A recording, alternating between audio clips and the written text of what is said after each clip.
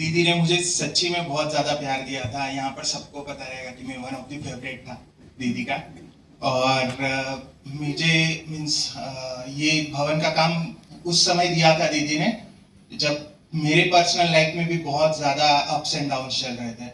और एक तरीके से समझ लीजिए कि भवन का काम नहीं तो मुझे ऑलमोस्ट सेकेंड लाइफ दिया था दीदी ने। बहुत बहुत ज़्यादा क्लोज थे। मैं ज़्यादा ऐसे रेगुलर तो नहीं था मुरली में, लेकिन प्रफुल्ला दीदी से बहुत ज़्यादा बात करता था। और वो बहुत ज़्यादा टाइम देती थी मेरे लिए।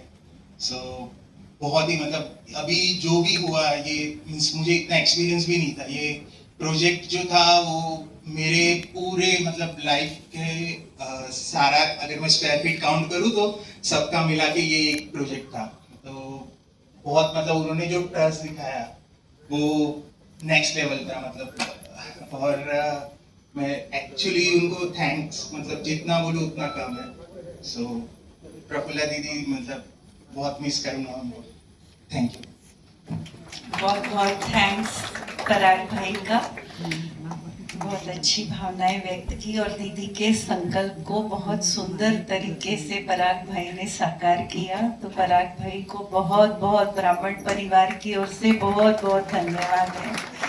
अभी मैं हमारे डॉक्टर उमेश भाई को रिक्वेस्ट करती हूँ वे भी अपनी भावनाएं व्यक्त करें। इतने 40 इयर्स से दीदी के साथ सेवाओं का अनुभव रहा है भाई का, और लास्ट समय तक आपने बहुत अच्छी अथक रीति से दीदी की सेवाएं की। ओम शांति। प्रफुल्ला बहन के बारे में आप सभी ने उनके ज्ञान योग के बारे में सुना। कितनी वो ज्ञान और योग के लिए परफेक्ट थी। हर कोई भी समस्या आ गई पहले बाबा की याद करेंगे। लास्ट 40 इयर्स से हम प्रफुल्ला बहन जी के साथ हैं। मैं उनका फैमिली डॉक्टर हूँ। मेरे साथ केतन दीवान, पराग मात्रे, अगर कोई भी आँखों की समस्या है या हड्डी की समस्या है, उनके फैमिली डॉक्टर जैसे ही बहुत ही प्यार से और बिना मूल्य सेवा करते थे। प्रफुल्ला बहन जी की मैं अनकट बातें सुनाता हूँ। जैसे उनको डायग्नोसिस हुआ, जैसे उनको तकलीफ हुई, तुरंत हम लोग डॉक्टर बंशाली के पास लेके गए, न्यूरोलॉजिस्ट है। उन्होंने बताया कि इनका MRI करना पड़ेगा। MRI, कॉन्ट्रास्ट MRI वगैरह किया हमने। बहुत ही फास्ट उनका डायग्नोसिस किया और बहुत ही फास्ट उनका ट्रीटमेंट भी शुरू हो गया। केमोथेरापी, रेडिएशन, सर्जरी, ये सभी बहुत ही फास्ट, मतलब किसी भी ट्रीटमेंट के लिए या डायग्नोसिस के लिए देरी नहीं की। हमारी बहनें हैं,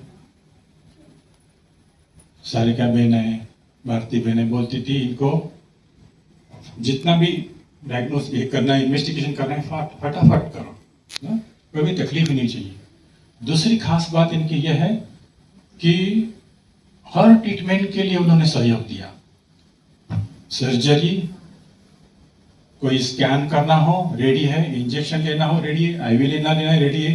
केमोथेरेपी के लिए आपको पता है कि कितना तकलीफ होता है आत्मा को, लेकिन हर चीज के लिए रेडी थी। वो हमेशा कहती थी कि नहीं, मुझे खड़ा होना है, भवन बन रहा है, मुझे खड़ा होना है, मुझे भवन को संभालना है। ये उनकी आखिरी दिन तक ख्वाहिश थी। आज उनकी ये ख्वाहिश जो है हमारे दिल में जागृत है, और उनके आशीर्वाद से, उनके मार्गदर्शन से, उनकी कृपा दृष्टि से, उनके ब्लेसिंग से ये भवन हम सभी मिल के, हमारे साथ हमारे दिव्या बहन जी है जो हमको हमेशा गाइड करते रहते, सभी मिल के हमें भवन संभालेंगे। उसके साथ साथ उनका दोनों जो सभी स्तर के आत्माओं की सेवा का चलता था। एक साथ एक अलग अलग स्तर के आत्माओं की सेवा करती थी। उसमें VIP सेवा काफ़ी होती थी, और उसमें VIP को वो ध्यान रखती थी उनको कांटेक्ट किया जाए गुरुवार के लिए या कोई फंक्शन के लिए, रक्षाबंधन हो, भैया दूज हो, उसके लिए उनको भोग मिले, इसका ध्यान रहता था। इसके लिए खास हमारे जो दो भाई है, एक है हमारे आर्किटेक्ट अजय वाड़े और दूसरे है CA नरेंद्र जैन। वो शुरू से लेके हमारे साथ है। जब से सफाला का भी सेंटर बना तभी से ये हमारे साथ है और उनकी सेवा भी दिल से सेवा करते, दिल से बहन को याद करते थे और कभी भी बुलाएंगे तो हाजिर होते थे। उनको भी अब ये दोनों आउट ऑफ सेशन इसलिए आ नहीं सके, लेकिन जब भी उनको पता चला कि उनको बहुत ही दुख हुआ, नरेंद्र जैन ने तो एक बड़ा मैसेज दिया था जब उनका देहावसान हुआ था, उन्होंने बड़ा मैसेज भेजा था। उन्होंने यही कहा था कि लास्ट 30 ईयर्स से बहन